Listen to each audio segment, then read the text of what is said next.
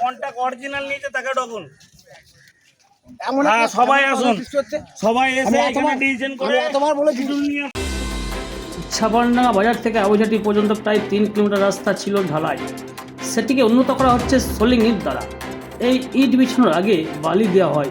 বালির বদলে ধাস বা পাথরকুচি মাটি বালি মিশ্রণজাত দ্রব্য দিয়ে করা হচ্ছে গ্রামের রাস্তা।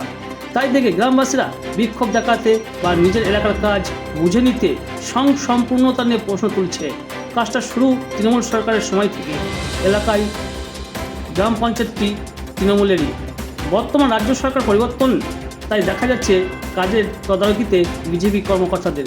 তবে উভয়ের একমত, ইঞ্জিনিয়ার সুপারভাইজার যাহারা এই কাজের সঙ্গে যুক্ত তিনারা ঘটনাস্থলে আসুক, এসে বুঝিয়ে দিয়ে যাক কাজের বিবরণ। তার সম্বন্ধে তোমার কিছু বলার আছে? রাস্তা ভালো হোক, সবাই চায়। এই যে বালির বদলে ধাস দিচ্ছে, এটা কি ঠিক? না, এটা ঠিক নয় তো। রাস্তা আমাদের এটা পঞ্চায়েতের এলাকার মধ্যে হচ্ছে, একদম ওয়াল থেকে তো আপনার রাস্তা উঁচু হয়ে যাচ্ছে।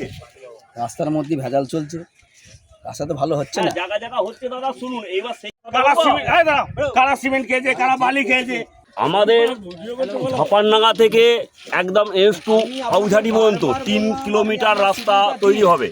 সেই 3 কিলোমিটার রাস্তা আজকে দীর্ঘদিন ধরে প্রায় 2 মাস ধরে কাজটা চলছে। আমরা বারবার পঞ্চায়েতে যাচ্ছি শিডিউলের জন্য, শিডিউলটা ওরা দিচ্ছে না, বলছে শিডিউল নেই। এখন আমরা যেটা দেখছি যে পাথর কুচো, বালির জায়গায় পাথর কুচো, গার্ডওয়াল থেকে অন্তত 2 ইঞ্চি, কোনো জায়গায় 3 ইঞ্চি উঁচু হয়ে যাচ্ছে।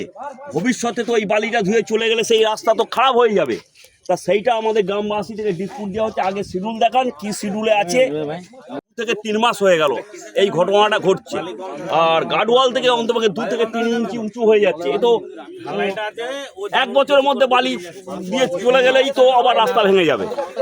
এটা কি ঠিক হচ্ছে? কন্টাক্ট অরিজিনাল নিতে তাকে ডকুন